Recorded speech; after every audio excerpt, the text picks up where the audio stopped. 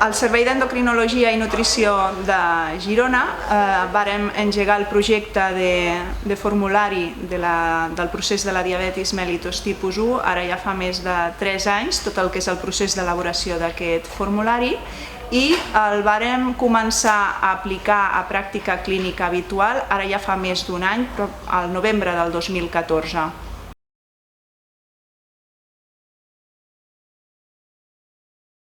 La introducció del formulari de diabetis mellitus tipus 1 ha suposat grans avantatges pel que és la nostra manera de treballar.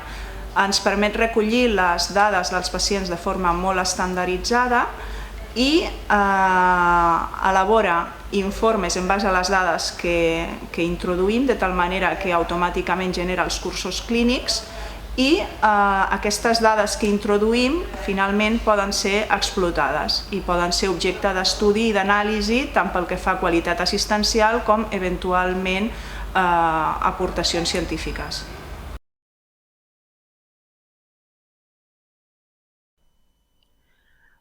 Un cop entrat en l'estació clínica SAP, per tal de poder entrar en el formulari del procés de diabetis mellitus tipus 1, hem de tenir activada aquesta pestanyeta de les rodetes que ens obre els diagnòstics que el pacient té actius. Aquest pacient ja té activat el procés de diabetis mellitus tipus 1, per la qual cosa la pestanyeta aquesta, la P, està en color blau, la seleccionem i entrem.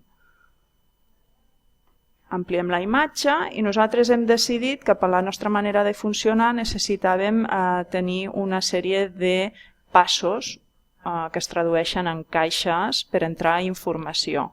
La informació al diagnòstic de la diabetis, que la major part dels casos òbviament l'estem recollint de forma retrospectiva, però que la idea és anar-la entrant de forma prospectiva conforme es vagin incorporant pacients. Una capsa que es correspon a la revisió anual de complicacions cròniques, una de seguiment a consultes externes, la valoració educativa, les dades de l'ecografia vascular, les dades en relació a descompensacions i una darrera caixa que són qüestionaris i consells. Entrarem breument en les dades del debut, que hi ha diverses pestanyetes, novament, a les quals es van introduint les dades que considerem que són importants. Comentar només que dades analítiques es recuperen automàticament del que és el laboratori, de tal manera que no cal entrar-les a mans. La resta sí que les anem entrant a mà. El que és la revisió anual de complicacions cròniques es pot visualitzar l'evolutiu en forma taula i si volem entrar les dades directament, la vista d'entrada de dades és un formulari en el qual hi ha una part que és avaluació general, que novament les dades analítiques s'importen de forma automàtica. Hi ha altres dades que s'han d'entrar a mà, hi ha la part d'antecedents i condicionants, amb eines que permeten calcular, per exemple, el tabaquisme o es recullen també els antecedents familiars. Es pot fer una avaluació de la microangiopatia de forma estructurada, de la macroangiopatia, amb qüestionaris validats com els qüestionaris de Michigan, l'exploració física de Michigan. I finalment hi ha una part per poder entrar als comentaris que creguem oportuns. La part interessant d'aquest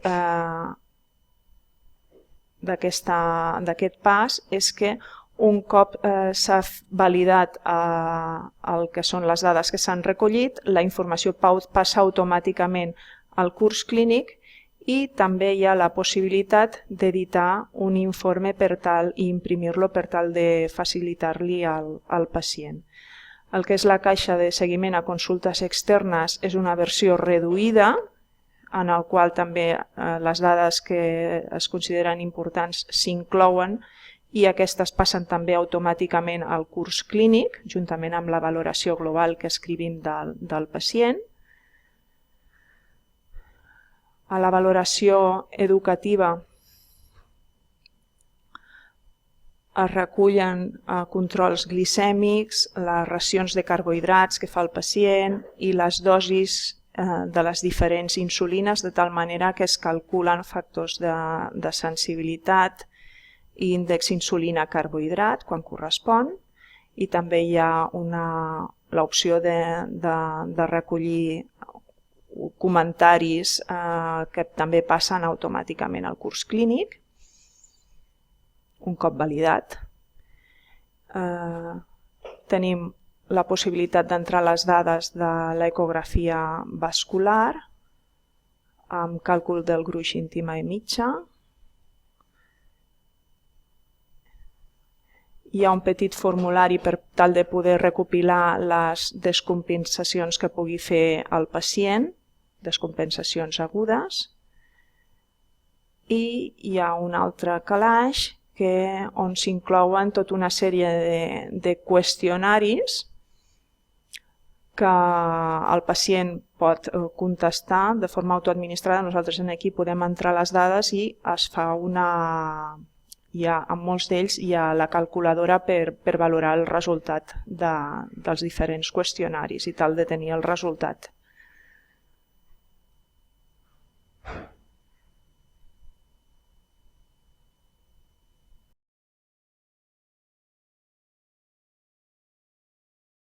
Jo us animaria a utilitzar el formulari de la diabetis mellitus tipus 1 perquè penso que és una manera de tenir rendibilitat de l'esforç assistencial que fem al dia a dia i treure'n un profit per tal de saber com portem els nostres pacients i amb aquest coneixement poder elaborar eines o estratègies per tal de mirar de millorar l'assistència que donem als nostres pacients.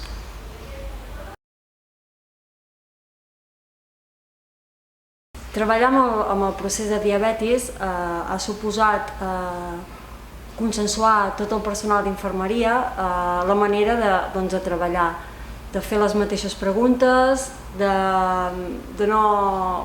ser més objectiu i no tan subjectiu de l'infermera que feia l'entrevista. I a part d'això també tot es veu molt més ordenat i és tot molt més visual.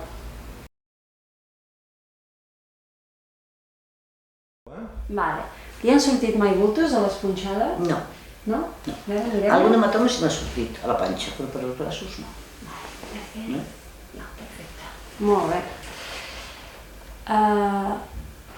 L'agulla de quina és? De 8. I quan fa una baixada de sucre, què pren? Coca-Cola.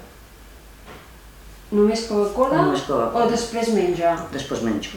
S'espera... M'espero una miqueta i després torno a menjar alguna cosa. Molt bé. Va a visites de control amb l'oftalmòleg? Sí. Sí? Fa un mes que vaig anar. Amb el dentista? També. Que me va treure les peles ben dretes. Amb el podòleg ja m'ha dit que sí. Es vacuna de la grip? Sí. Molt bé. Això està. El formulari de diabetis, tal qual està elaborat en el moment actual, està molt adaptat a la nostra manera de funcionar aquí a Girona, però penseu que és adaptable, que està viu i que es pot modificar per tal de fer-lo més útil a les realitats de qualsevol de vosaltres.